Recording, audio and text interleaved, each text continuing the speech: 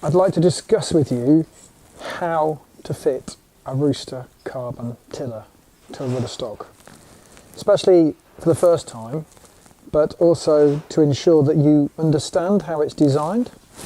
It's not designed to fit perfectly around the stainless steel part of the rudder head. This part is of the rudder, if you like, is the soft part of the rudder head, and it's connected through a couple of rivets through the sidewalls.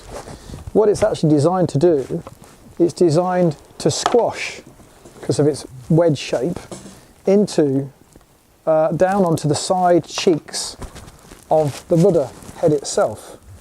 And it's done, you do that by wedging it in or kicking it really hard in the cockpit. But effectively, instead of trying to then steer this nice soft stainless steel top on the rudder head, you're actually steering the cheeks that actually hold the rudder itself. You can tell it happens because after you've kicked it in a few times or given it a firm good whack on a carpet or a block of wood with the rudder itself, and I'll show you how you do that in a minute, is that you start to make some grooves in the black end casting of our tiller. Now don't be worried about that, because the tiller has a one-piece piece of carbon that's wound around a mandrel that goes right through to the end, but the carbon itself is much smaller at this end of the rudder head.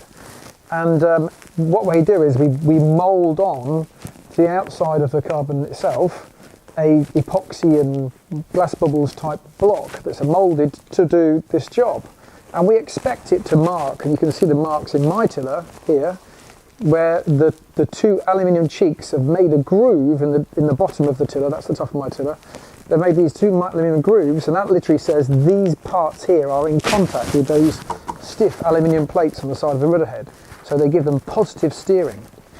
I've got to admit that sometimes it's quite hard to get my tiller out of my rudder afterwards, but I'm not worried about that. I can use a hammer and a block, or I can tap it against something hard that's not going to damage my rudder head. But what I do want is really positive steering. So, and I don't want the tiller to wobble up and down either. So again, you'll see that this rudder head on this 2015/16 rudder head has a small amount wobble up and down and a small amount wobble side to side. But until I actually give it its final knock on a piece of carpet, it's now firm up and down and side to side. It wasn't a big hit, but this section can cope with that.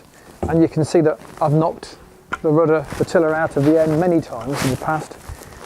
Some of the things to note when you're looking after your Rooster carbon tiller is just ensure that you keep updating these pieces of PVC tape. You can see on mine I've got red ones instead of black when they come, just to update them, because if you don't, you'll find that the tiller, the plate, although it's glued on, can ping off when you least want it to.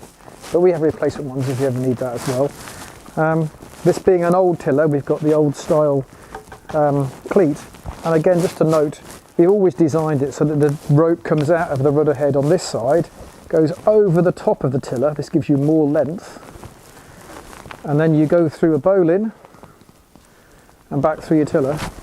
The latest tillers have an easy side access here for the second piece of rope through the cleat, but this enables you to be able to give you plenty of room and plenty of tension in your downhaul rope.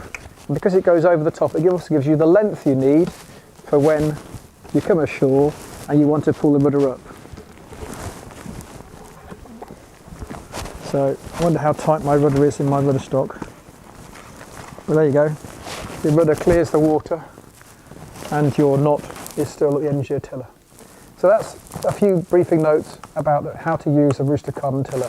Some people don't really quite understand it, but now you've seen how I did it, hopefully you understand to use a fairly soft carpet or a nice piece of wood to bang the tiller into the rudder head. Once you've done that a few times, you'll see how it binds and bonds with the rudder head, and you get really positive steering with your Rooster carbon tiller. If you've got any other problems or questions you want to ask the team, please feel free to phone us up, speak to the Rooster customer services team, or check out all our products to do with carbon and other things at roostersailing.com.